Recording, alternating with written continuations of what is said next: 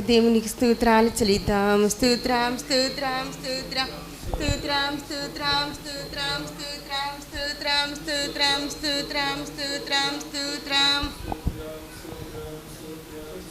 ఇప్పుడు పాటల్లోనూ ఆరాధనలోనూ వాక్య పరిచయలోనూ ప్రభువారు మనతో ఉన్నారు కాబట్టి దేవునికి స్తోత్రాలు చెల్లిద్దాం. మన హృదయాలను సారవంతమైన నేలగా మార్చి వినుచున్న వాక్యాన్ని భద్రపరుచుకున్నట్లు దేవునికి స్తోత్రాలు చెల్లిద్దాం. విన్న వాక్య ప్రకారముగా ప్రభువారి యొక్క మహిమగల రాకడకు రహస్య రాకడకు ఆయుత్తపడినట్లు దేవునికి స్తోత్రాలు చెల్లిద్దాం.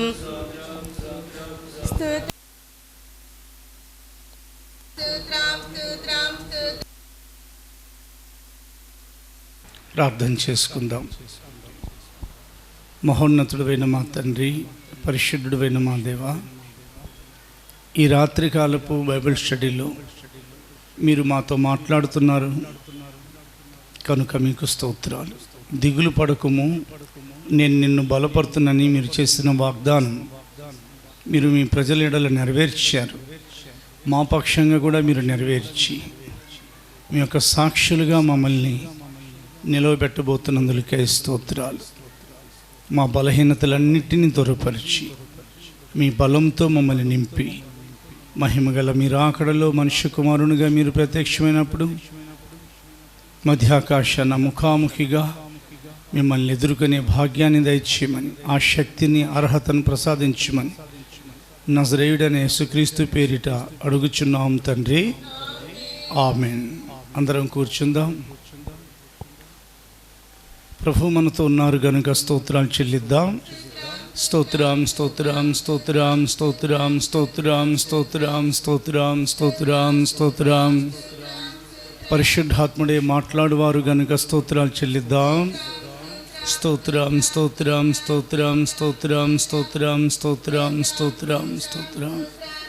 మన ప్రభువును రక్షకుడైన యేసుక్రీస్తు ద్వారా తండ్రి అయిన దేవునికి యుగాలలో ఆరాధన, స్తుతి, స్తోత్రం, నమస్కారాలు, మహిమ, ఘనత, కీర్తి, ప్రభావాలు ఆరోపించుచు స్తోత్రాలు చెల్లిద్దాం. స్తోత్రం స్తోత్రం స్తోత్రం స్తోత్రం స్తోత్రం స్తోత్రం స్తోత్రం స్తోత్రం స్తోత్రం స్తోత్రం. ఆమేన్.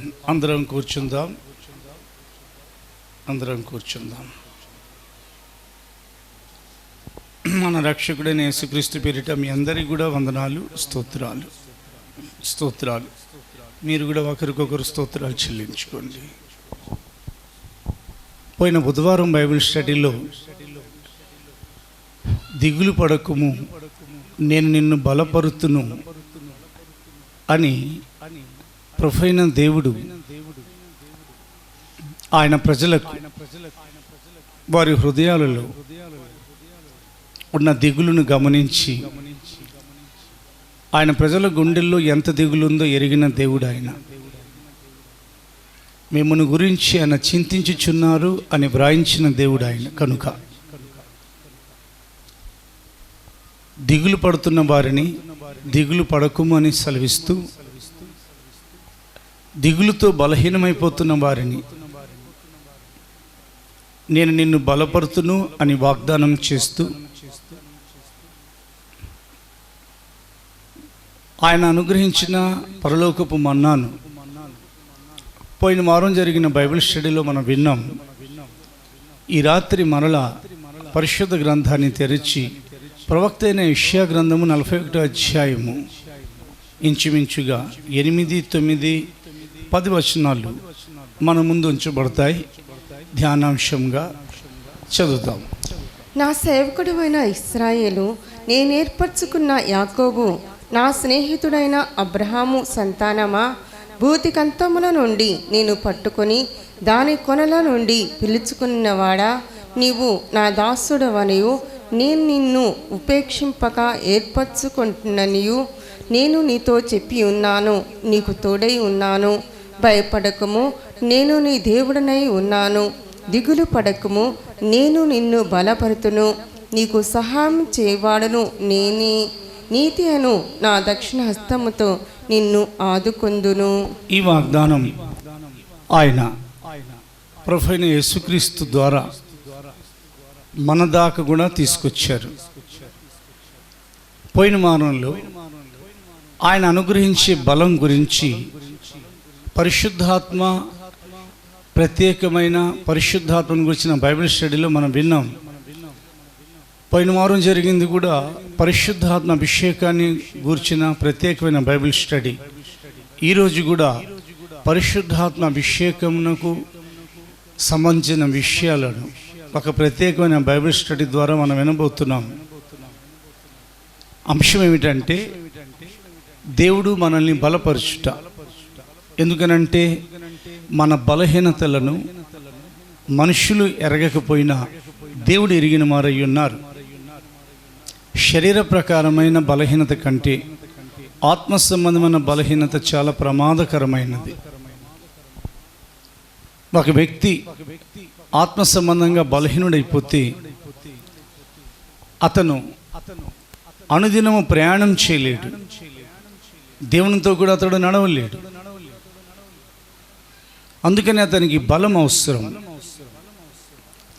ఆ బలహీనతను ఎవరు తెలుసుకోలేరు. మనుషులకు ఆ బలహీనత అర్థం కాదు. నీ గుండె ఎంత బలహీనమైనో అని దేవుడు ఆయన ప్రజలను ఒకసారి అడిగారు. వెంటనే మనమేమనుకుంటామంటే 72 సార్లు కొట్టుకుంటున్న గుండె 100 సార్లు కొట్టుకుంటుందేమో, అందుకనే వీక్ అయిపోయిందేమో. కాదు, ఆ గుండె విశ్వాస విషయంలో, నిరీక్షణ విషయంలో, దేవుని ప్రేమించడం విషయంలో బలహీనమైపోతూ ఉంటుంది. ఇలాగున ఒక వ్యక్తి యొక్క జీవితం బలహీనమైనప్పుడు ఆ వ్యక్తి ఆయన చేత పిలువబడ్డారు. మనం జ్ఞాపకం చేసుకుందాం, మనం మనుషుల చేత పిలువబడిన వారం కాం. దేవుడు మనల్ని పిలిచారు. అది ఉన్నతమైన పిలుపు. కనుక పిలువబడిన వారిని ఆయన ఏర్పరచుకున్నారు. పిలువబడిన వారు అనేకులు కానీ ఏర్పరచబడిన వారు కొద్దిమంది అని కూడా దేవుని యొక్క వాక్యం సెలవిస్తుంది. వారిని ఆయన జ్ఞాపకం చేసుకుంటున్నారు. వారిని ఆయన ఎక్కడి నుండి పిలిచారంట? ఇప్పుడు మనం చదివిన మూలవాక్యంలో భూదిగంతాల కొనల నుండి పిలిచారు. వారు భూదిగంతాల కొనల్లో ఉన్నప్పుడు ఆయన వారిని పిలిచి వారిని ఏర్పరచుకొని వారిని ఈ దినం వరకు నడిపిస్తున్నారు. వారిలో మనమున్నాం. ఈ మాటలు వింటున్న మనం ఒకవేళ బలహీనం పడతా ఉంటే పరిశుద్ధాత్మను గురించిన ప్రత్యేకమైన బైబిల్ స్టడీలో దేవుడు మనతో మాట్లాడుతున్నారు. ఆయన తన ఉన్నతం నుండి శక్తి పంపుతున్నారు. అది దైవ బలమై ఉన్నది. పరిశుద్ధాత్మ శక్తి వలన ఒక దేవుని బిడ్డ నూతన బలం పొందుకొని అతని యొక్క దర్శనంలో నూతనమైన మార్పు ప్రభు తీసుకొస్తున్నప్పుడు అతను ముందుకు సాగగలడు. వెనక్కి తిరిగి చూడొద్దు, వెనక్కి తిరిగి వెళ్ళొద్దు. మీ ఎదుట, మన అందరి ఎదుట ఉంచబడిన ఆ సింహాసనాన్ని చూద్దాం. అదే గురి. ఆ గురి యొద్దకు మనం పరిగెత్తుదాం. దాని కొరకు పరిశుద్ధాత్మ మనల్ని బలపరచుటకై ఈ లోకానికి దిగొచ్చారు. పరిశుద్ధాత్మ దేవుని గురించి అనేక సంగతులు మనం తెలుసుకోబోతున్నాం. జీవం కలిగిన దేవుడు తన ఆత్మను కుమ్మరించింది బలహీనులకు బలం ఇవ్వడం కొరకు. ఇప్పుడు దేవుని యొక్క వేదవాక్యాన్ని మనం చూద్దాం. పోయిన వారం 2 విషయాలు మనం నేర్చుకున్నాం. మొట్టమొదటిది, అందులో ఆయన తాను నియమించిన రాజునకు బలం ఇస్తారు. రెండోది, అందులోనే తాను అభిషేకించిన వానికి అధిక బలం ఇస్తారు. రెండో పాయింట్లో తన ప్రజలకు బలం ఇస్తారు. ఈరోజు మనం వినబోతున్నాం ఆయన ఎవరెవరికి బలం ఇస్తారు.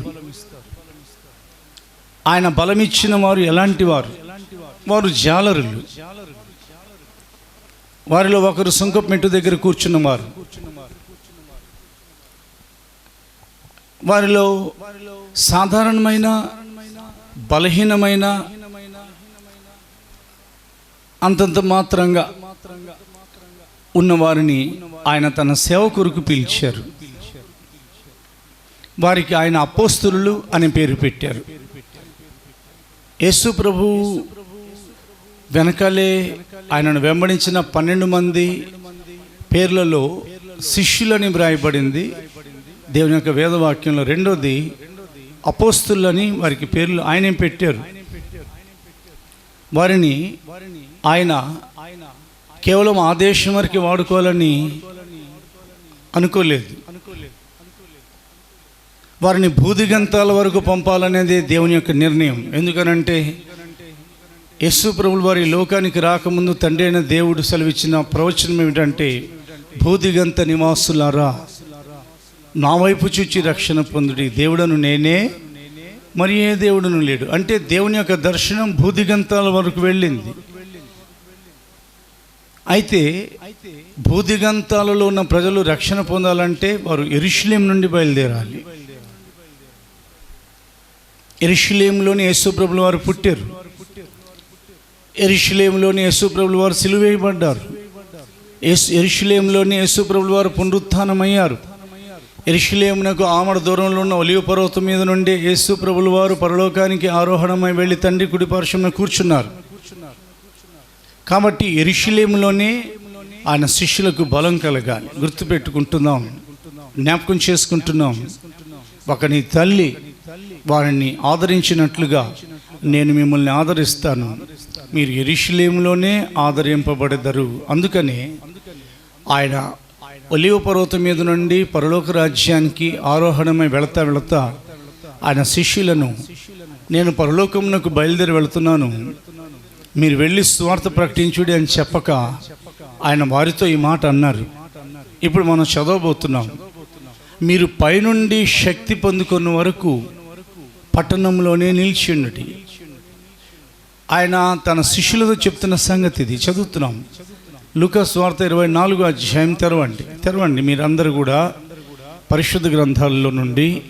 లూకా సువార్త 24వ అధ్యాయము 49వ వచనం చదివినట్లయితే, ఇదిగో నా తండ్రి వాగ్దానము చేసినది మీ మీదికి పంపుచున్నాను, మీరు పైనుండి శక్తి పొందు వరకు పట్టణములో నిలిచి ఉండుడని వారితో చెప్పాను. పైనుండి శక్తి పొందుకొని వరకు అని అన్నారు. ఆయన పైనుండి అని అన్నారు, పట్టణంలోనే అని అన్నారు. ఎప్పటి వరకు అయితే,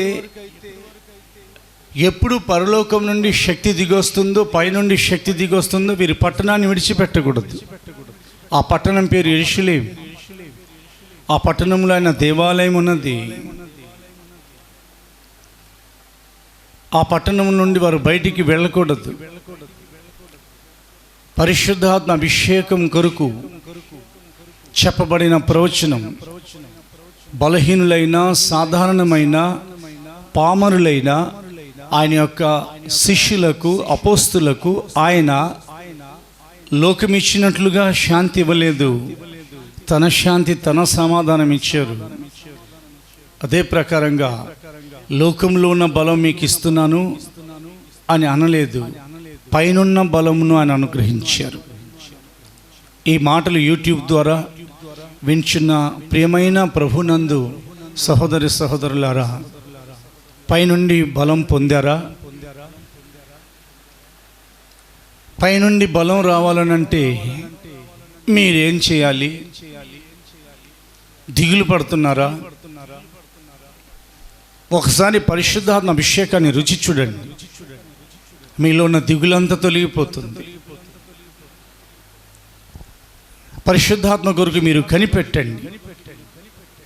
ఎందుకంటే పరిశుద్ధాత్మ కొరకు యేసు ప్రభుల వారే వారితో చెప్పారు, పైనుండి శక్తి మీరు పొందుకున్న వరకు పట్టణంలోనే నిలిచి ఉండండి. వెరాస్ యేసయ్య ఎలా చెప్పారో ఆయన 12 మంది శిష్యులు కూడా అలాగే పట్టణంలో నిలిచిపోయారు. ఆయన మాట వారు గిరి దాటలేదు.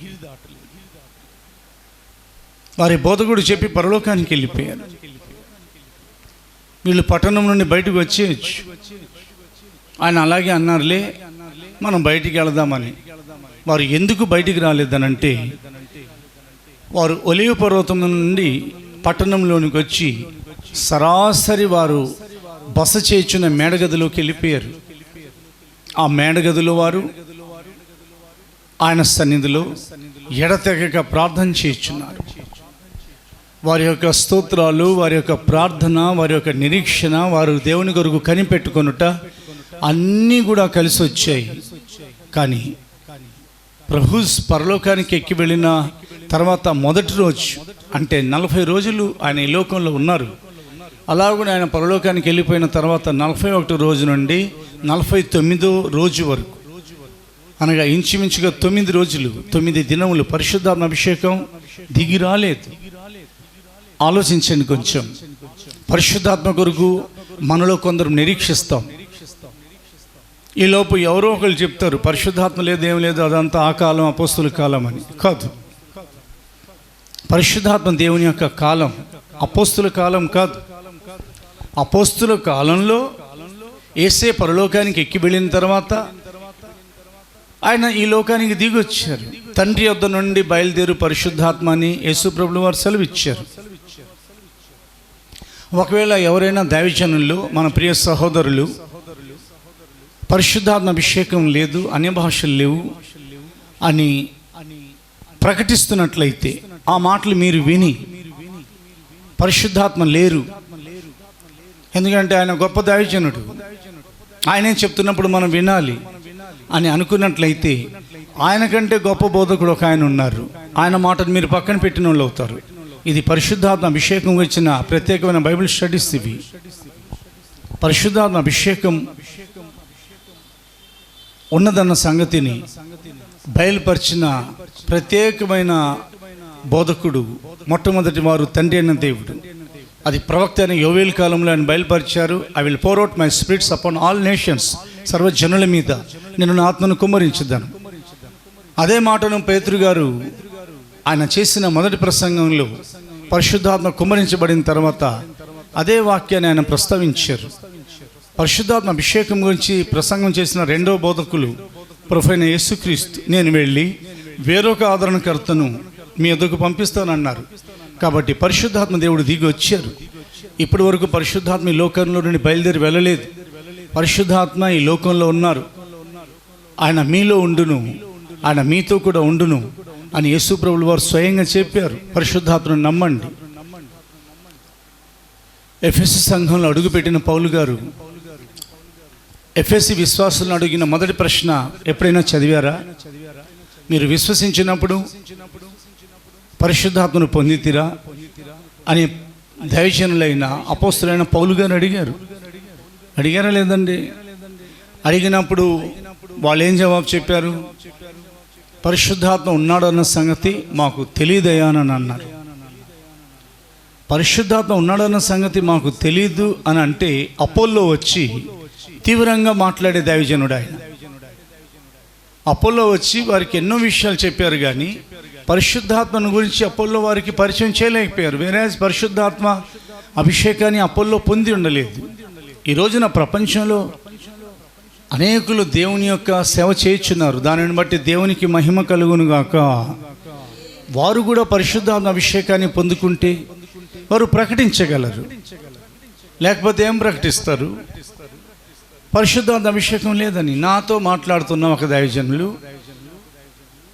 నాతో చెప్పింది ఏమిటంటే, నాన్న ఇదంతా కూడా అపోస్తుల కాలం వరకు, తర్వాత చూపించండి ఎక్కడ ఉంది పరిశుద్ధాత్మ అభిషేకం. నేను అన్నాను 1997 సంవత్సరం వరకు ఉందండి, ఈ 2019 సంవత్సరం వరకు ఉందని. ఎందుకంటే పోయిన సంవత్సరం 2019 సంవత్సరంలో మేము ఒక వివాహ నిశ్చయ ప్రార్థన చేయడానికి వెళ్ళినప్పుడు పరిశుద్ధాత్మ అనుభవం లేని దైవజనులు నా పక్కనే కూర్చున్నారు. వారి సంగతి నాకు తెలీదు. వారు ఈ మాట నాతో చెప్పి నన్ను చల్లార్చాలని చూశారు. వెంటనే నేను ఇచ్చిన జవాబు, ఆత్మను ఆర్పకుడి, పరిశుద్ధాత్మను ఆర్పొద్దు. ఆ రోజు నుండి కొంతకాలం వరకే భాషలు ఉన్నాయని మీరు అంటున్నారు. నేనైతే 1997 సంవత్సరంలో పరిశుద్ధాత్మ అభిషేకాన్ని పొందుకున్నాను దైవజనులా. సహోదరులారా లేదా బ్రదర్, ఇది 2019. ఇప్పటి వరకు పరిశుద్ధాత్మ అభిషేకంతో నేను నింపబడి అనే భాషలు మాట్లాడుతున్నాను. నాతో పాటు వందల మంది, వేల మంది, లక్షల మంది, కోట్ల మంది పరిశుద్ధాత్మ అభిషేకంతో నింపబడుతున్నారు. పెంతెకొస్తు వారికి సొంతం కాదు పరిశుద్ధాత్మ దేవుడు. పరిశుద్ధాత్మ అభిషేకం మీరు నమ్మండి. యూట్యూబ్ ద్వారా దేవుని యొక్క సత్యవాక్యాన్ని వినిచిన మీరు ఇప్పుడు దేవుని యొక్క వేదవాక్యాన్ని చదవబోతున్నాం. పెంతెకొస్తు వారికి సొంతం కాదు, అది పెంతెకొస్తు అనే పండుగ దినం, అంతవరకే. ప్రియ దేవుని బిడ్డ, నువ్వు పెంతెకొస్తు బిడ్డవైనా పెంతెకొస్తు కాని బిడ్డవైనా, ఒకవేళ దేవుడు నిన్ను తన పరిశుద్ధాత్మతో అభిషేకించకపోతే ఈరోజు నువ్వు దేవుణ్ణి ఈ వాక్యం విన్న తర్వాత మోకరించి నువ్వు ప్రార్థన చేయి. ఈ రోజు నుండి నువ్వు కనిపెట్టు. వెరాజ్ వారు పరిశుద్ధాత్మ కొరకు కనిపెడుతున్నప్పుడే పరిశుద్ధాత్మ దిగి వచ్చారు. అపోస్తుల కార్యాలు 1వ అధ్యాయం 8వ వచనం చదవబడుతుంది. అపోస్తుల కార్యములు, యాక్ట్స్ 1వ అధ్యాయం 8వ వచనం చదవబడుతుంది. అక్కడ పరిశుద్ధాత్మ గురించిన విషయాలు వివరంగా వ్రాయబడి ఉన్నాయి. అయినను పరిశుద్ధాత్మ మీ మీదికి వచ్చినప్పుడు మీరు శక్తి నొందిదరు గనుక మీరు యెరూషలేములోను యూదయ సమరయ దేశమునంతటను భూదిగంతముల వరకును నాకు సాక్షులై ఉందరని వారితో చెప్పాను. మీరు పరిశుద్ధాత్మతో శక్తి నొందిదురు అన్నారు దేవుడు. ఇక్కడ ఆగుదాం. అది అపోస్తుల కార్యాలు 1వ అధ్యాయం 8వ వచనం. ఆ తర్వాత ఏం చేశారంటే వాళ్ళు తాము బస చేయుచున్న మేడగదిలోకి వెళ్ళారు. చదువుతున్నాం, 12వ వచనం చదువుతున్నాం. అపోస్తుల కార్యాలు 1వ అధ్యాయం 12వ వచనం. అప్పుడు వారు ఒలీవల వనమనబడిన కొండ నుండి యెరూషలేమునకు తిరిగి వెళ్ళిరి. ఆ కొండ యెరూషలేమునకు విశ్రాంతి దినమున నడవదగినంత సమీపమున ఉన్నది. వారు పట్టణములో ప్రవేశించి బస చేయుచుండిన మేడగదిలోనికి ఎక్కిపోయిరి. చాలండి. 12, 13 వచనాలు చదవబడ్డాయి. వారు అందరూ పైకి వెళ్ళారు. వారు ఇంచుమించు 10 రోజులు పరిశుద్ధాత్మ కొరకు కనిపెట్టారు. కనిపెట్టుకుని వారు సిగ్గుపడరు. నేను యెహోవాననియు నా కొరకు కనిపెట్టుకుని వారు అవమానం నొందరని నీవు తెలుసుకుందామని దేవుడు సెలవిచ్చారు కదా. అలాగున వారందరూ కలిసి ఏక మనసుతో ప్రార్థన చేస్తున్నారు, కనిపెడుతున్నారు. ఖచ్చితంగా 10వ రోజున పరిశుద్ధాత్మ అభిషేకం మేడగది మీదకి దిగి వచ్చారు. దేవునికి మాత్రమే మహిమ కలుగును గాక. పరిశుద్ధాత్మ బలంగా వారి మీదకి దిగి వచ్చినప్పుడు the word of God says that, ఇదే వాక్యం, దైవవాక్యమైన సాక్ష్యం, బలంగా వీచు బలమైన గాలి వంటి ఒక శబ్దం వారున్న ఇల్లంతా నిండుకుంది. ఆ తర్వాత అగ్ని జ్వాలల వంటి నాలుకలు విభాగింపబడ్డాయి, అంటే వేరుపరచబడ్డాయి. వారిలో ప్రతి ఒక్కరి మీద వాలాయి. అప్పుడు వారందరూ కూడా ఆ ఆత్మ అనగా పరిశుద్ధాత్మ వారికి వాక్శక్తిని అనుగ్రహించిన కొలది అన్య భాషలతో మాట్లాడసాగిరి. ఎవరు దీనిని ఆటంకపరచగలరు? అన్య భాషలు లేవండి, భాషలు నిలిచిపోతాయని పౌలు గారు రాశారండి. అవి ఆ కాలానికని చెప్తున్నవారు ఈ దేవుని యొక్క సత్యవాక్యాన్ని ఇక మీదట గ్రహించి పరిశుద్ధాత్మకు విరోధంగా మాట్లాడటం ఆపేయండి. ఎందుకనంటే ఆత్మను గురించిన దూషణ చేయ వారికి ఈ యుగమందైనను రాబోయే యుగాలలోనూ పాపక్షమాపణ కలగదని యేసయ్య స్వయంగా సెలవిచ్చారు కదా. ఆత్మ వారికి వాక్శక్తిని అనుగ్రహించిన కొలది వారు అన్య భాషలతో మాట్లాడసాగిరి. దేవునికి మాత్రమే మహిమ కలుగునుగాక. అన్య భాషలు మాట్లాడేటట్లు వాక్శక్తిని అనుగ్రహించేవారు పరిశుద్ధాత్మ దేవుడై ఉన్నారు. ఎందుకంటే వారి గురించిన ఉద్దేశం ఒకటి ఉన్నది. అపోస్తుల కార్యాలు 2వ అధ్యాయం 1-4 వచనాలు చదివిన తర్వాత దేవుని యొక్క ఉద్దేశం మనం వినబోతున్నాం. అపోస్తుల కార్యములు 2వ అధ్యాయము 1-4 వచనాలు. పెంతెకొస్తు పండుగ దినము వచ్చినప్పుడు అందరూ ఒక చోట కూడి ఉండిరి. అప్పుడు వేగముగా వీచు బలమైన గాలి వంటి ఒక ధ్వని ఆకాశము నుండి అకస్మాత్తుగా వారు కూడి ఉన్న ఇల్లంతయు నిండెను. మరియు అగ్ని జ్వాలల వంటి నాలుకలు విభాగింపబడినట్టుగా వారికి కనపడి వారిలో ఒక్కొక్కని మీద వ్రాలగా అందరూ పరిశుద్ధాత్మతో నిండిన వారై ఆ ఆత్మ వారికి వాక్శక్తి అనుగ్రహించిన కొలది అన్య భాషలతో మాట్లాడసాగిరి. దేవుని యొక్క వేదవాక్యం స్పష్టంగా మనతో మాట్లాడి ఉన్నది.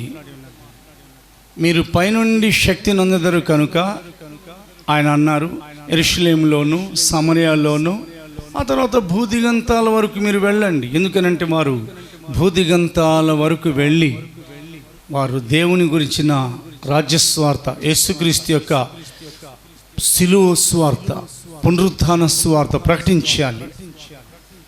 వారు పరిశుద్ధాత్మ అభిషేకం గురించి బోధించాలి. కాబట్టి పరిశుద్ధాత్మ అనే నాయకుడు లేకుండా భూదిగంతాలకు వారు ప్రపంచమంతా ఎలా వెళతారు? ట్రైన్ లేకుండా ఇంజిన్ వెళ్ళగలదా? ట్రైన్ లేని బోగీలు ఏమైపోతాయి? ఒకసారి ఆలోచించండి. పరిశుద్ధాత్మ అభిషేకాన్ని నమ్మండి. కేవలం నమ్మటం మాత్రమే కాదు, కొంతమంది నమ్మి వదిలేస్తున్నారు. పరిశుద్ధాత్మ కొరకు కనిపెట్టండి. కొంతమంది కనిపెట్టి ఆగిపోతారు. పరిశుద్ధాత్మ అభిషేకం దిగొచ్చే వరకు మీరు ఆయన వాక్యంలో నేర్పించినవి చేయండి. విశ్వసించి తిని కనుక మాట్లాడుతున్నాను పౌలు గారు. పరిశుద్ధాత్మను విశ్వసించండి. నా యందు విశ్వాసం గలవాని కడుపులో నుండి జీవనదులు బయలుదేరుతాయని యేసు ప్రభువు వారు చెప్పారు. కాబట్టి ప్రభువుని పూర్తిగా విశ్వసించండి. వారు దేవాలయంలో ఎడతెగక స్తోత్రం చేయించుండి. నీ నోరు బాగుగా తెరువు, నేను దానిని నింపెదనని దేవుడు సెలవిచ్చారు. స్తోత్రమయ్యా, స్తోత్రమయ్యా, హల్లెలూయా, ప్రైజ్ ద లార్డ్. అలాగే ప్రభువుని స్తుతిస్తూ ఉండాలి. వారు ఏక మనసుతో ప్రార్థన చేయించుండి. ప్రార్థన చేయండి. అలాగనే మీరు పరిశుద్ధాత్మ కొరకు మీ హృదయాలు సరిచేసుకోండి. వారందరినీ దేవుడు పరిశుద్ధాత్మ లోబడండి. విధేయించే వారికి పరిశుద్ధాత్మ అభిషేకం ఇవ్వబడుతుంది. భూదిగంతాల వరకు ఆది అపోస్తులు వెళ్ళాలి. 11 మంది వెళ్ళారా? లేదు, 12 మంది వెళ్ళారు. దేవుని యొక్క వాక్యంలో మనం చూసినట్లయితే ఈ రోజున ప్రపంచంలో కొన్ని లక్షల సంఘాలు అయిపోయాయి. వేల సంఖ్యలో దాటి లక్షల సంఖ్యలో సేవకులు, కోట్ల సంఖ్యలో విశ్వాసులు. ఎంతమందితో? 12 మందితో. ఏ ఊరిలో? ఒక ఊరిలోనేనా కాదు, యెరూషలేము నుండి అలాగున గలిలయ, సమరయ, భూదిగంతాల వరకు ప్రపంచంలోని 7 ఖండాల్లో మన ప్రభువైన యేసుక్రీస్తు గురించిన రాజ్యస్వార్త ప్రకటింపబడని దేశం ఏది? ఆటంకాల మధ్య, చెరసాల మధ్య, సంఖ్యల మధ్య, అనేకమైన అవరోధాల మధ్య దేవుని యొక్క రాజ్యం విస్తరింపబడతానే ఉంది, కట్టబడతానే ఉంది. దానికి కారణం ఏ సేవకులైనా వారు ఆపగలిగారు, కానీ పరిశుద్ధాత్మ నాయకత్వాన్ని ప్రపంచంలో ఏ ప్రభుత్వాలు ఆపగలిగాయి? ఆయనే ప్రభు అయితే ఆయనని ఆపగలిగిన రాజులు ఏమైపోయారు? ప్రియ దేవుని బిడ్డ, పరిశుద్ధాత్మ అభిషేకాన్ని నమ్మండి. పరిశుద్ధాత్మ ఉన్నారు. పరిశుద్ధాత్మ అభిషేకం దిగొచ్చి 2000 సంవత్సరాలు అయిపోయింది. దేవునికి మహిమ కలుగును గాక. రెండోదిగా ఇంకా మనం దేవుని యొక్క వేదవాక్యాన్ని చూడబోతున్నాం. పరిశుద్ధాత్మ అభిషేకం గురించిన సంగతులు. ఆయన తన శిష్యులకు పరిశుద్ధాత్మను అనుగ్రహించారు. ఇంకా పరిశుద్ధ గ్రంథాన్ని చూసినట్లయితే ప్రయాణం చేయట కొరకు దేవుడు ఒక చోటు నుండి మరొక చోటికి బయలుదేరి వెళ్ళటం కొరకు పిలిచారు. అబ్రహాము కనాను దేశం అంతా ప్రయాణం చేశారు. ఇస్సాకు ప్రయాణం చేశారు. యాకోబు కొంత దూరం ప్రయాణం చేశారు. ప్రయాణం చేయట మనం జీవించుటకు సూచనగా ఉన్నది. దేవుని యొక్క వేదవాక్యం సెలవిస్తుంది. ఫరో ఎదుట యాకోబు నిలిచినప్పుడు ఫరో అడిగారు, నీ వయసు ఎంత అంటే యాకోబు వయసు చెప్పలా. నేను యాత్ర చేసిన సంవత్సరములు ఇంత అని చెప్పారు ఆయన. అంటే మన యొక్క జీవితంలో 1 సంవత్సరం జీవించుట 1 సంవత్సరం మనం ప్రయాణం చేయటంతో పోల్చబడింది.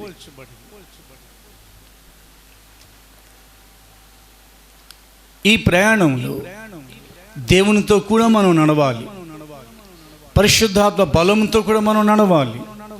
కొంతమంది నడుస్తారు కానీ దేవునితో నడవలేరు. వాళ్ళు కొంతమంది జీవిస్తారు, దేవుని ఎరిగిన పిల్లలే, కానీ వారు పరిశుద్ధాత్మ అభిషేకం విశ్వసించకుండా వారు బలహీనులయ్యే నడుస్తారు. ఇప్పుడు 84వ కీర్తన 7వ వచనం మనం చదివినట్లయితే సత్యవాక్యం మనతో మాట్లాడుతుంది. కీర్తనల గ్రంథం 84వ అధ్యాయము 7వ వచనం మనం చదువుదాము. వారు నానాటికి బలాభివృద్ధి నొందుచు ప్రయాణము చేయుదురు. వారిలో ప్రతి వాడును సియోన్లో దేవుని సన్నిధిని కనబడును. ఈ ప్రయాణం సియోనుతో పూర్తవుతుంది. సియోనుకి వెళ్ళి చేరిన తర్వాత ఇక ప్రయాణం ఉండదు. ఎందుకంటే అది ఆయన యొక్క నివాసం, దేవుని యొక్క అది పరిశుద్ధ పర్వతం.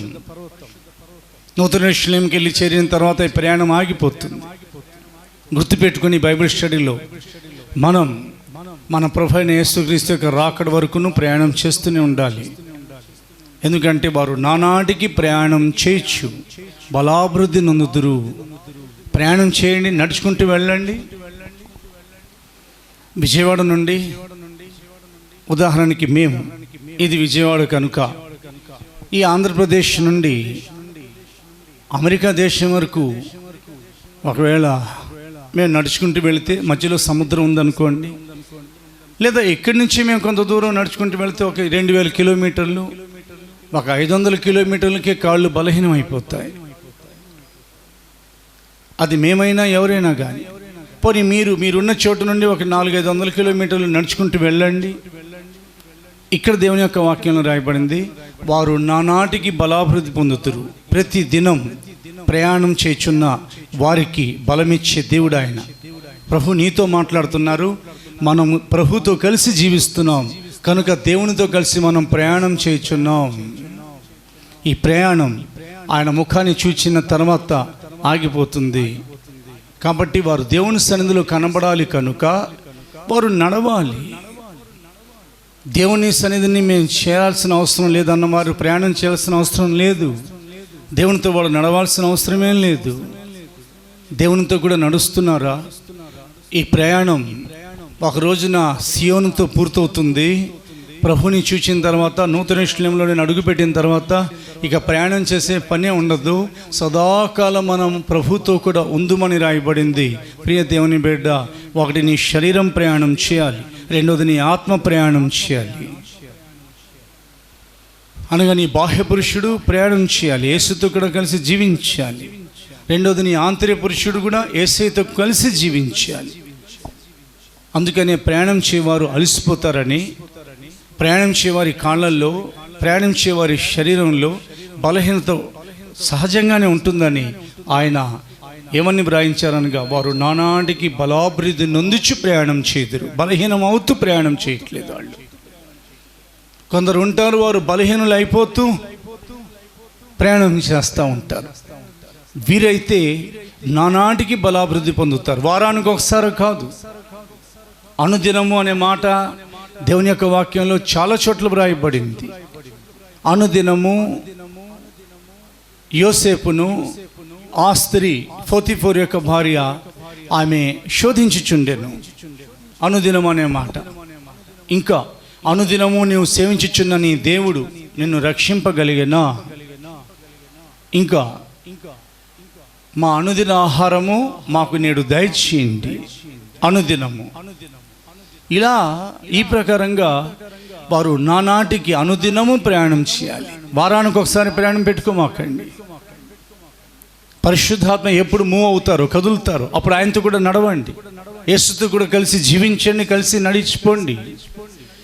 మీరు విమానం ఎక్కినా మీకు బలం, మీరు ట్రైన్లో వెళ్ళినా మీకు బలం, మీరు బస్సులో వెళ్ళినా లేదా మీరు ఎక్కడ ఏ ప్రకారంగా ప్రయాణం చేసినా మీకు బలం. నడుచుకుంటూ వెళ్ళినా కానీ మీ కాళ్ళకు ఏమాత్రం వాపు రాదని ద్వితీయోపదేశకాండంలో రాయబడింది. వారి కాలు వాయలేదు, వారి చెప్పులు తెగిపోలేదు, వాళ్ళ యొక్క వస్త్రములు పాతగిలలేదు. ఎందుకనంటే వారి మీద మేఘస్తంభం ఉన్నది. ప్రియ దేవుని బిడ్డ, ఆ కాలంలో పాత నిబంధన పరిశుద్ధుల మీద మేఘస్తంభం ఉండింది. వారికి ముందుగా నడిచింది, వెనకాల వచ్చింది. కానీ మేఘస్తంభం ఇది ఈ కాలంలో అది మన ఎదుట, మన పైన లేదా మన వెనకాల ఉన్న మేఘస్తంభం కాదు.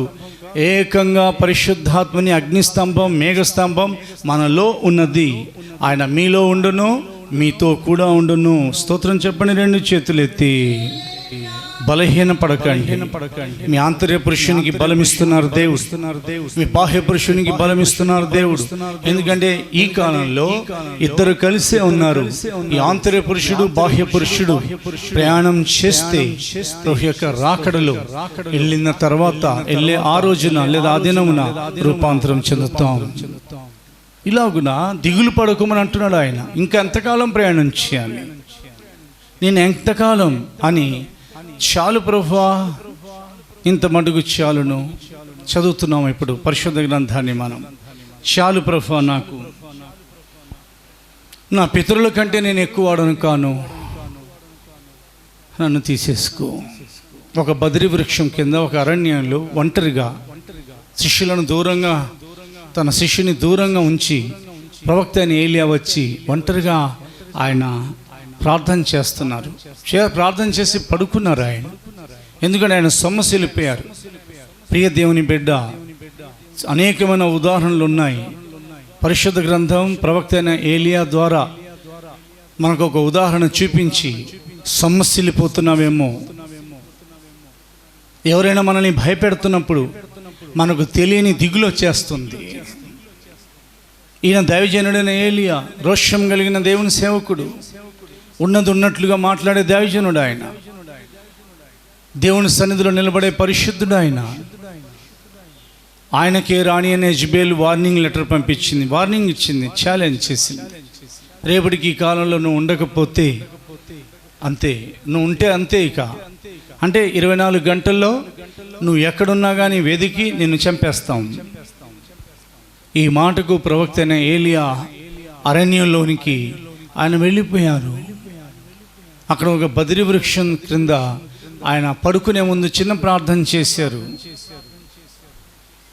దేవుడు, ఈయన బలహీనమైపోయాడు, ఈయనకి భయం వచ్చేసింది, పిరికాత్మ వచ్చేసింది, ఇక ఆయన ముందుకు సాగలేడు. సరే ఈయన్ని వదిలేద్దాం, ఎలాగో ఎలీషా ఉన్నారు కదా, లేకపోతే ఎంతోమంది ప్రవక్తలు ఉన్నారు కదా, ఆయనను పిలుస్తాం, ఈయనను పక్కన పెట్టేద్దాం అని ఏమాత్రం ఆలోచింపక ఎక్కడ ఏలియా సొమ్మసిల్లిపోయారో అక్కడే ఆయనకు బలమిచ్చి ఆహారాన్ని మనుషులతో అందించలేదు, పరలోకం నుండి దేవదూత ద్వారా పంపించారు. దేవునికి స్తోత్రం కలుగును గాక. ఎందుకనంటే దేవుని యొక్క ప్రవచనం సత్యం. ఆ మాట ఇప్పుడు మనం చదువుకుంటున్నాం. సొమ్మసిల్లిన వారికి బలమిచ్చేవారు ఆయన్ని చదువుతున్నాం. ప్రవక్త అయిన యెషయా గ్రంథం 40వ అధ్యాయం, the book of Isaiah chapter 40 verse 29.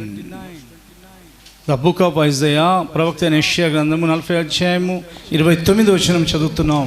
సొమ్మసిల్లిన వారికి బలమిచ్చేవారు ఆయనే, శక్తిహీనులకు బలాభివృద్ధి కలుగుచేవాడు ఆయనే. అదే, సొమ్మసిల్లిన వారికి బలమిచ్చేవారు ఆయనే, శక్తిహీనులకు బలాభివృద్ధి కలుగుచేవారు ఆయనే. ఆయన ఒక్కడే ఉండి యెహోవాయే దేవుడని రుజువు చేసిన ప్రవక్త.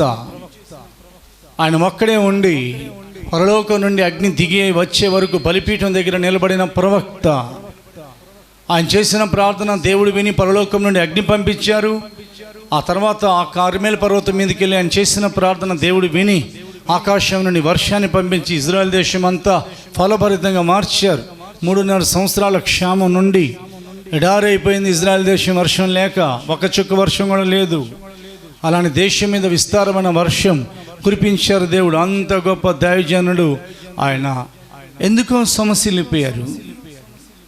ఆమె అంత క్రూరురాలు కనుక, యెజబెల్ అనే స్త్రీ అంత భయంకరురాలు కనుక ప్రవక్త అయిన ఏలియా అక్కడ సొమ్మసిల్లిపోయి, ఆయన శక్తి తగ్గిపోయి, ఆయన ధైర్యం చెడిపోయి, ప్రియ దేవుని బిడ్డ, నువ్వు ఎంత గొప్ప ప్రవక్తవైనా, నువ్వు ఎంత గొప్ప విశ్వాసవైనా, నువ్వు ఎంత గొప్ప ప్రార్థన పరురాలివైనా, నేను ఎంత ప్రార్థన పరుడైనా, మనం ఎంత ఆత్మీయస్థితిలో ఎదిగున్నా కొన్నిసార్లు పరిస్థితులు మనల్ని భయపెడతాయి. అప్పుడు మనకు తెలియని దిగులు వచ్చేస్తుంది, సొమ్మసిల్లిపోతాం.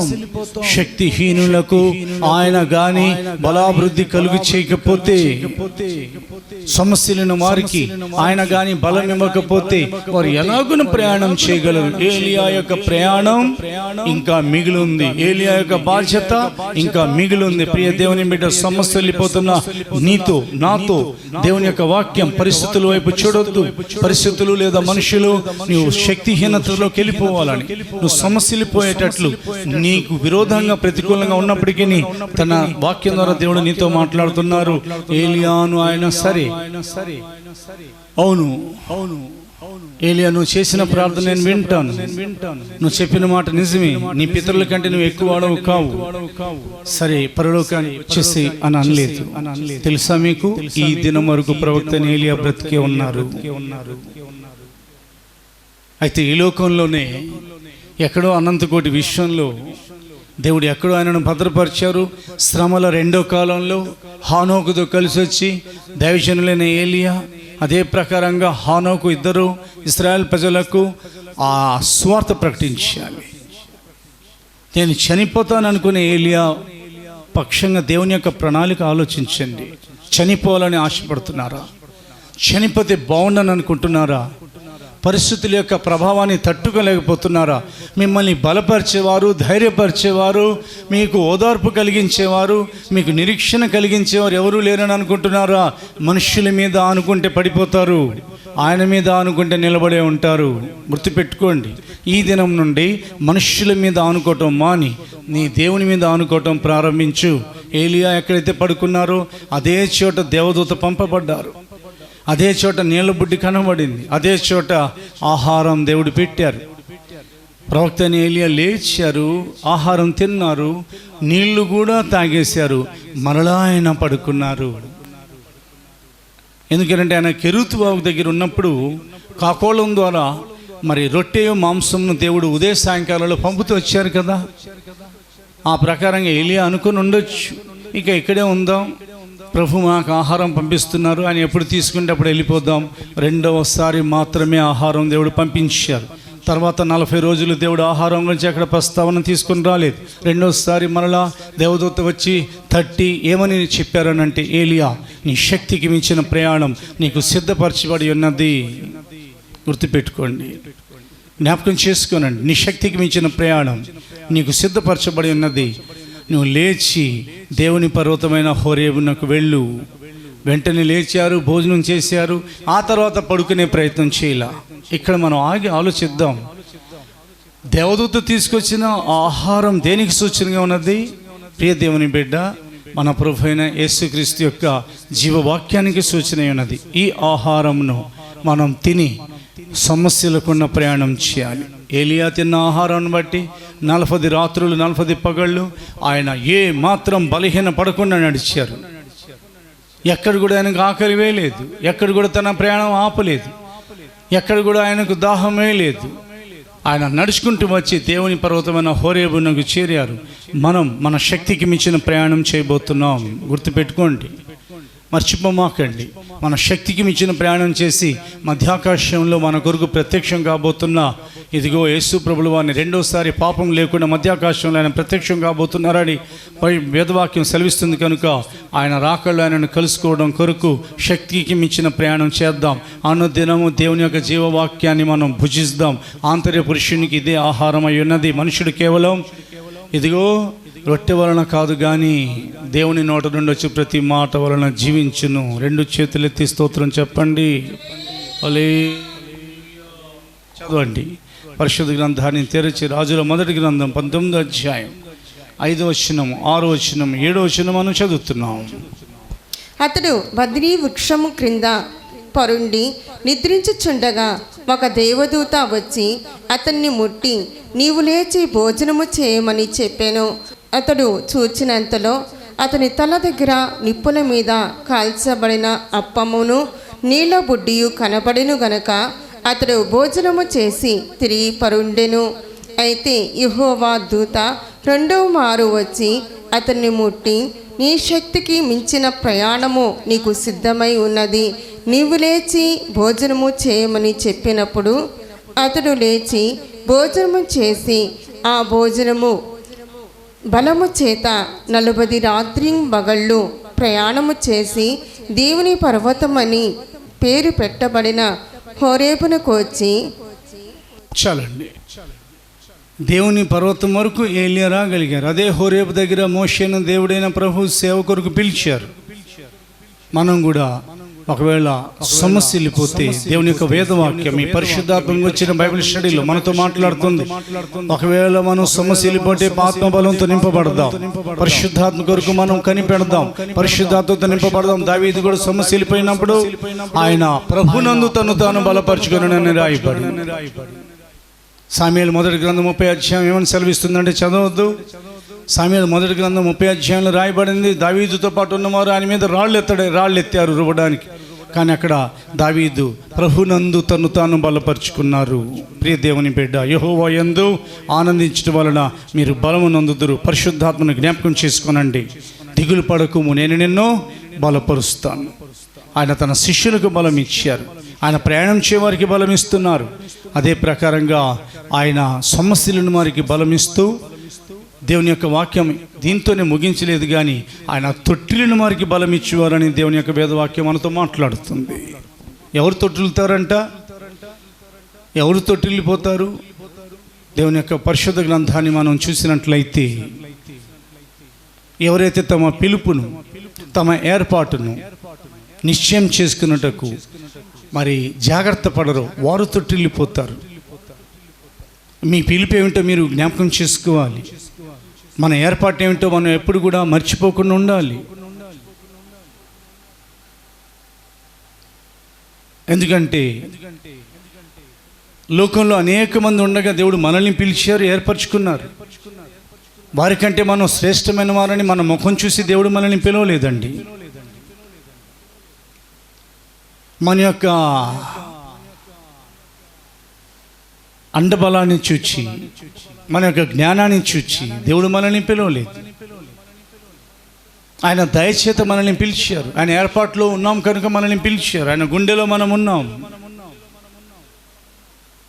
మనకు మన మనస్సులో, మన హృదయాలలో మనం ఆయనకు చోటు ఇవ్వకపోయినా తన హృదయంలో, తన మనస్సులో ఆయన మనకు చోటు ఇచ్చారు.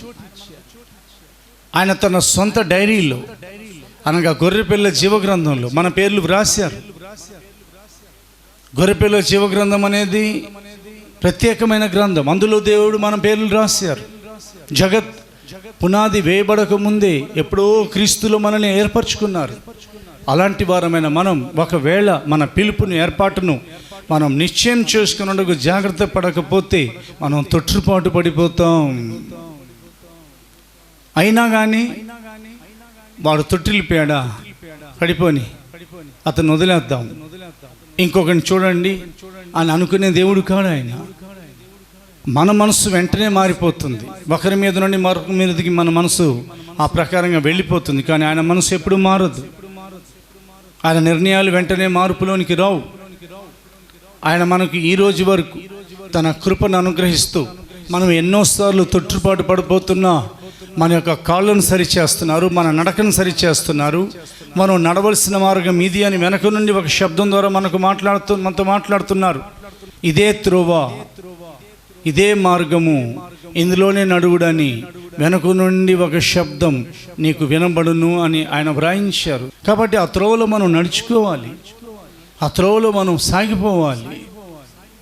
ప్రియ దేవుని బిడ్డ, ఒకవేళ మనం సరిగ్గా నడవకుండా, ఒకవేళ తొట్టుపాటు పడిపోయినా, మన అడుగులు తడబడినా, లేదా మన పిలుపుని ఏర్పాటు మనం మర్చిపోయినా, మరలా సమస్యలున్న వారికి బలమిచ్చిన దేవుడు తొట్టిలిన వారికి బలమిచ్చేవారై ఉన్నారు. చదువుతున్నాం సామ్యుయేలు మొదటి గ్రంథం 2వ అధ్యాయం 4వ వచనం. సామ్యుయేలు మొదటి గ్రంథం 2వ అధ్యాయం 4వ వచనం.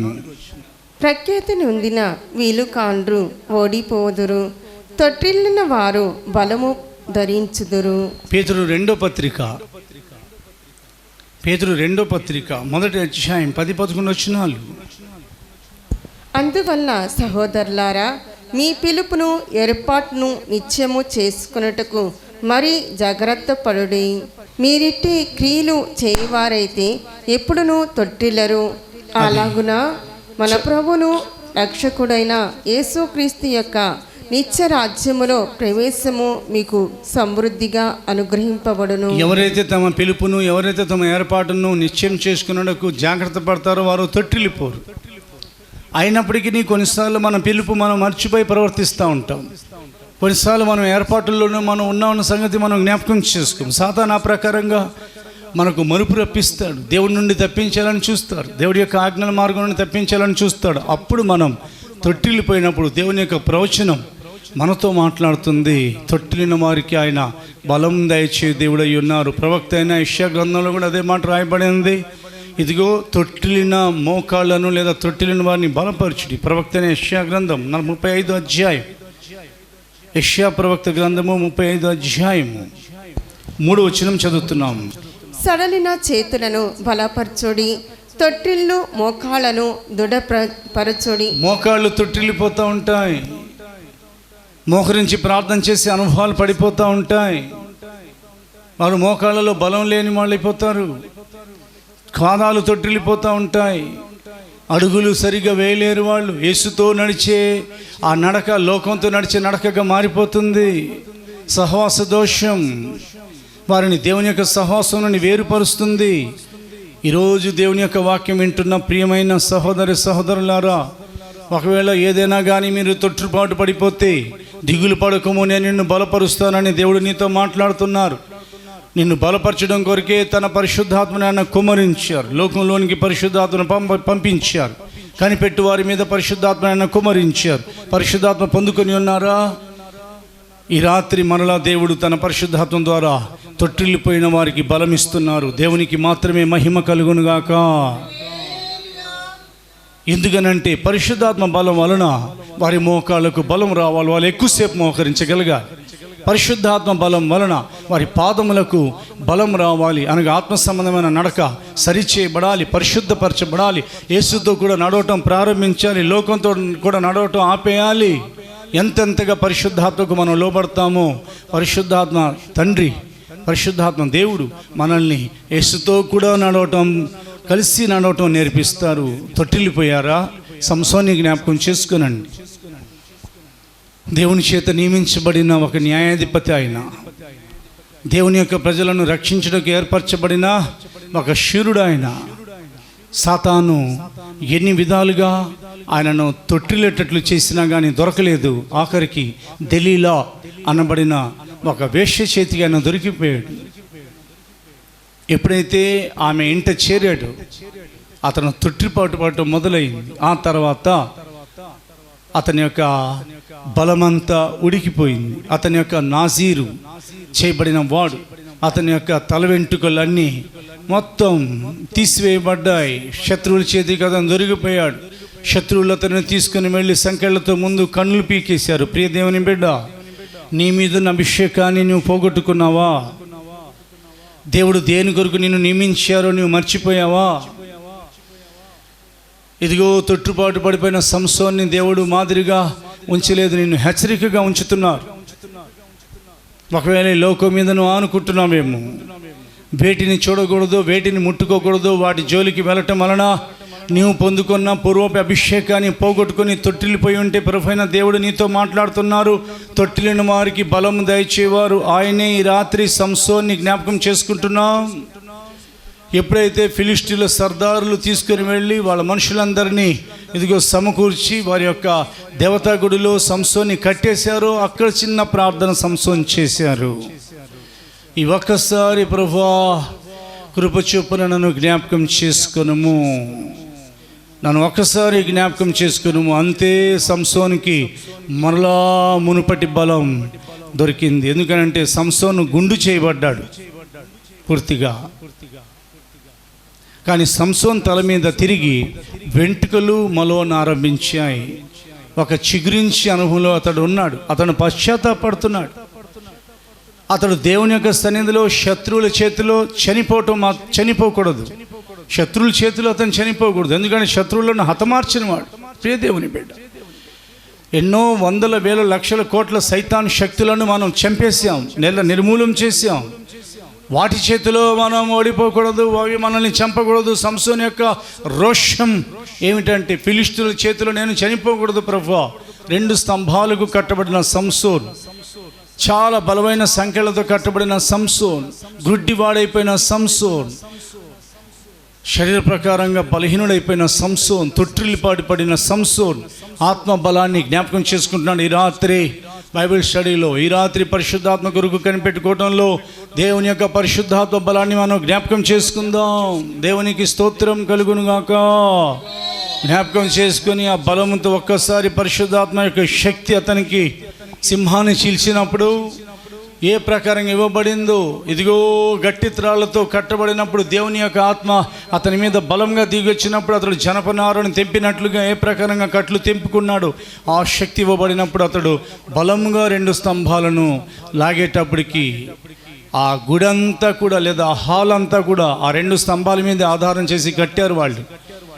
శాశ్వతంగా అది నిలిచిపోతుందని. సాతాను అనుకుంటాడు శాశ్వతంగా నా యొక్క రాజ్యం నిలుస్తుందని. బట్ యెహోవా యొక్క రాజ్యం శాశ్వతమని రాయబడింది. వానికి టెంపరరీ అధికారం ఇవ్వబడింది. కాబట్టి ప్రియ దేవుని బిడ్డ, ఇదిగో నువ్వు తొట్టిపాటు పడిపోయావా? దేవుని పరిశుద్ధాత్మ నీకు బలం ఇస్తున్నారు. తిరిగి నీవు ఫిలిష్టులకు సూచనగా ఉన్న సాతాను యొక్క శక్తులను మరలను పడద్రోయాలి.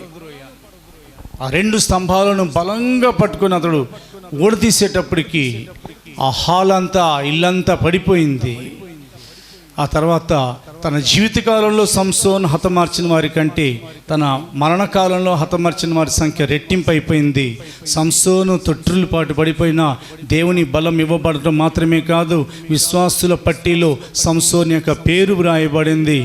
సౌల్ పేరు, సొలొమోన్ పేరు మీరు వెతికినా కానీ హెబ్రీ పత్రిక 11వ అధ్యాయంలో విశ్వాసుల యొక్క సంఖ్యలో కనబడదు, కానీ సంసోన్ యొక్క పేరు కనబడుతుంది. ఎందుకంటే ఆయన పశ్చాత్తాపడ్డారు.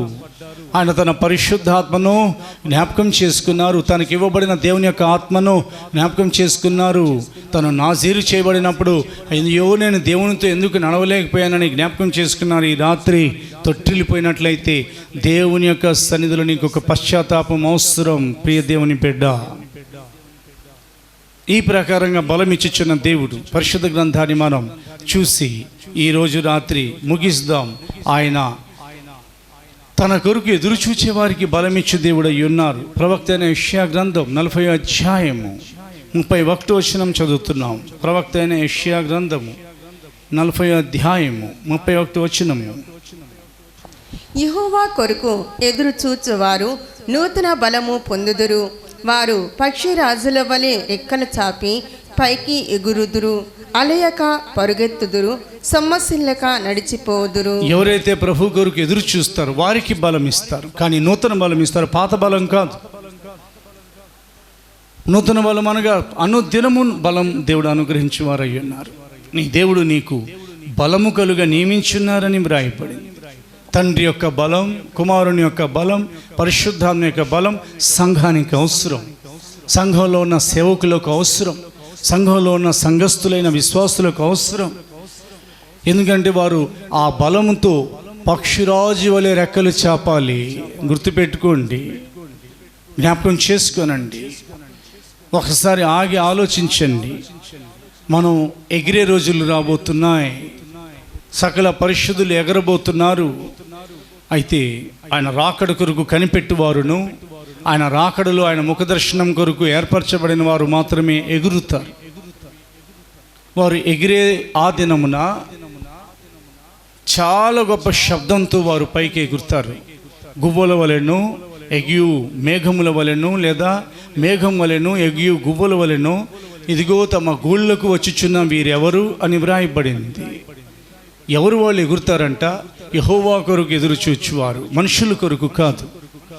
మనుషుల కొరకు అవసరాన్ని బట్టి ఎదురు చూడాలి. ఒక ఆఫీసర్ గారి కొరకు ఎదురు చూడాలి, ఒక అధికారి కొరకు అవసరాన్ని బట్టి ఎదురు చూడాలి. మనుషుల కొరకు ఎవరైనా కానీ అవసరమైతే ఎదురు చూడాలి. ఒక ట్రైన్ కొరకు, ఒక విమానం కొరకు ఎదురు చూడాలి, తప్పు లేదు. కానీ తప్పు ఎక్కడ చేస్తున్నామని మనం తప్పు ఎక్కడ చేస్తున్నామనంటే దేవుని కొరకు కనిపెట్టడం అంటే ఏమిటి? ట్రైన్ రాలేదు, ఒక 2 గంటలు ట్రైన్ ఆలస్యంగా నడుస్తుంది అనగానే సర్దుకొని వాళ్ళు ఇంటికి వచ్చేస్తారా?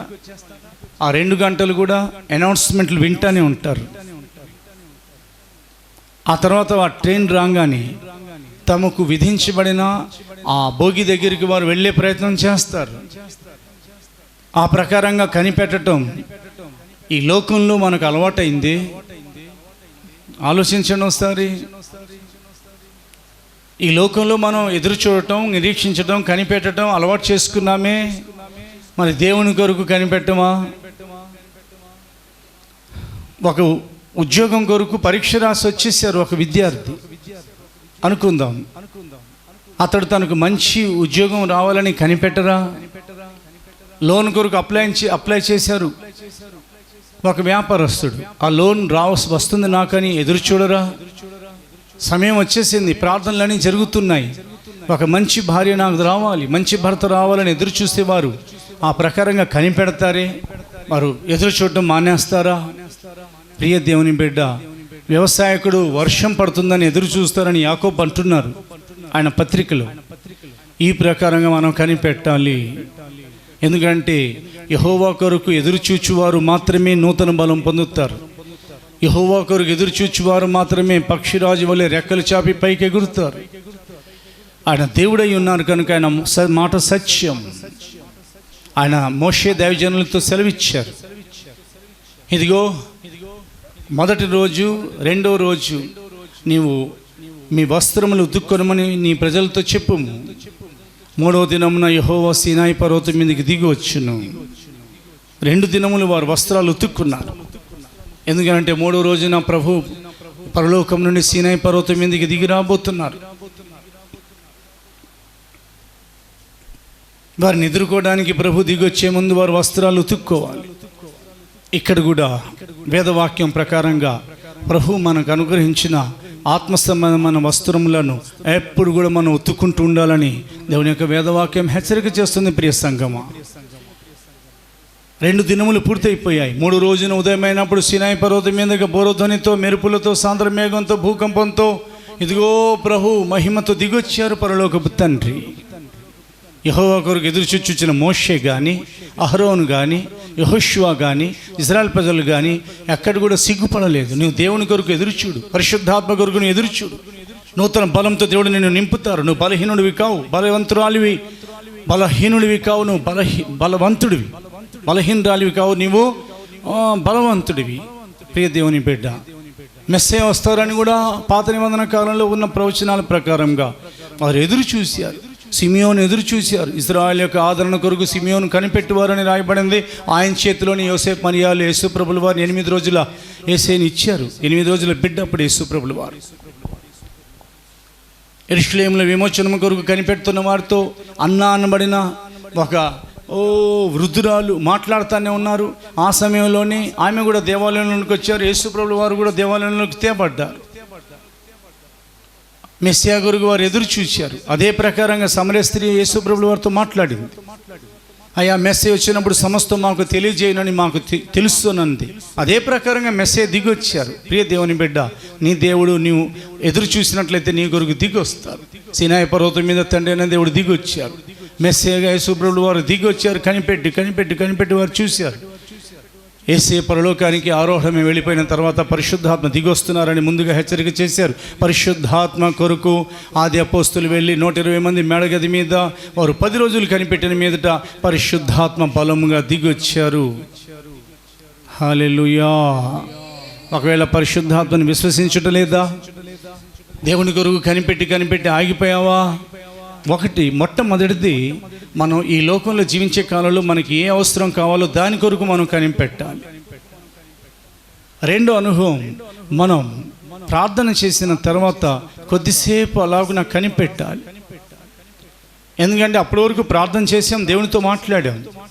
రెండోది, మనం అలా కనిపెడితే దేవుడు మనతో మాట్లాడతారు. చాలామంది ప్రార్థన అవ్వగానే లేచి వెళ్ళిపోతారు, లేకపోతే పడుకుంటారు, ముగించేస్తారు. ఆమేన్ కాదు.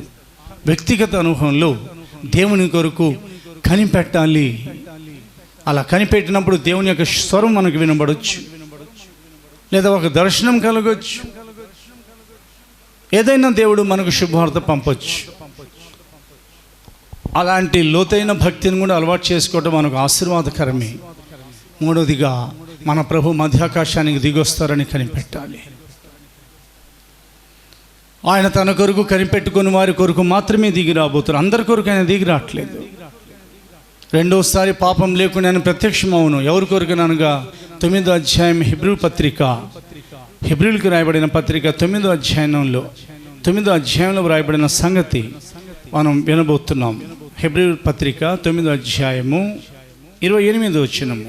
అలాగుననే క్రీస్తు కూడా అనేకుల పాపములను భరించుటకు ఒక్కసారి అర్పింపబడి తన కొరకు కనిపెట్టుకొని ఉండువారి రక్షణ నిమిత్తము పాపము లేకుండా రెండవసారి ప్రత్యక్షమగును. పరిశుద్ధాత్మ కొరకు కనిపెట్టండి, దిగులు పడమాకండి, భయపడమాకండి. Fear not, I am your God అన్నారు ఆయన. భయపడొద్దు, నేను నీ దేవుడినై ఉన్నాను. దిగులు పడొద్దు, నేను నిన్ను బలపరుతున్నాను. ఎవరు నిన్ను బలపరిచినా బలపరచకపోయినా ఆయన నిన్ను బలపరిచే దేవుడై ఉన్నారు. తన పరిశుద్ధాత్మ ద్వారా దేవుడు మనల్ని ఎంతో బలపరుస్తున్నారు, ఇంకా ఎక్కువగా బలపరుస్తారు. దేవుడు మన వినికిడిలో తన మాటలను ఆశీర్వదించి ఆయన మహిమగల రహస్య రాకడ కొరకు, రాజ్యం కొరకు మనల్ని సిద్ధపరిచి రాకళ్ళు ఆయన ఎదుట మనల్ని ప్రత్యక్షపరచుదురుగాక. ఆమేన్. ప్రార్థన చేసుకుందాం. మహోన్నతుడ తండ్రి, మీకు స్తోత్రాలు రాజా. అయా తండ్రి, దిగులు పడవద్దు, నేను మిమ్మల్ని బలపరుతును అని వాగ్దానము అయా కొరకై స్తోత్రాలు తండ్రి. అదే పోస్తున్నా తండ్రి అయా అనుగ్రహింపబడిన పైనుండి దిగివచ్చిన పరిశుద్ధాత్మ శక్తి మరలా మాలోనికి అయా పంపండి తండ్రి. అయా వారు బోధిగంతముల వరకు వాడబడిన ప్రకారము ఈ వాక్యము వినిన వారందరూ బలంగా వాడబడుదురుగాక. మేము అనుదినము ప్రయాణము చేయొచ్చు సియోను షాలేములో చేయుటకు మమ్మల్ని బలపరచండి తండ్రి. మాలో ఎవరు సొమ్మసిల్లిపోయారో వారిని మీ దాసులైన ఏలియాను బలపరచిన విధముగా బలపరచండి.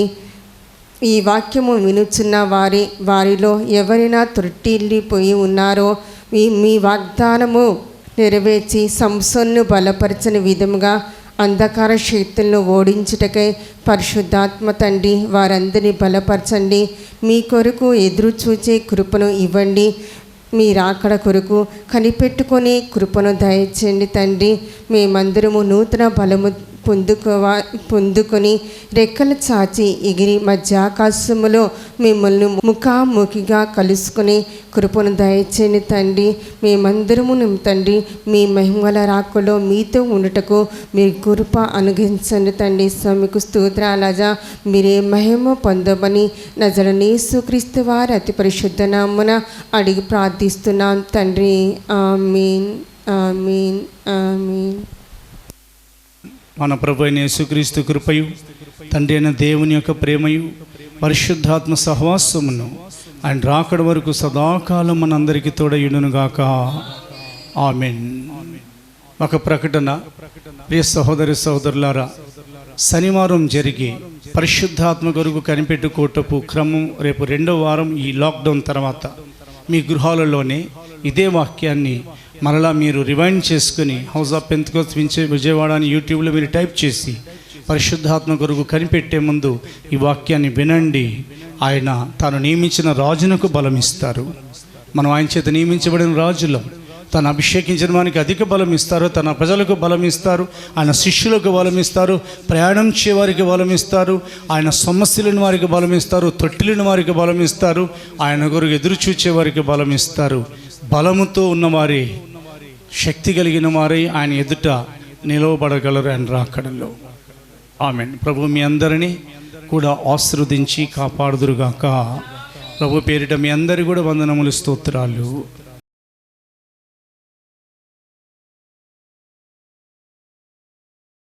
Praise the Lord. Please subscribe to House of Pentecost and share the videos.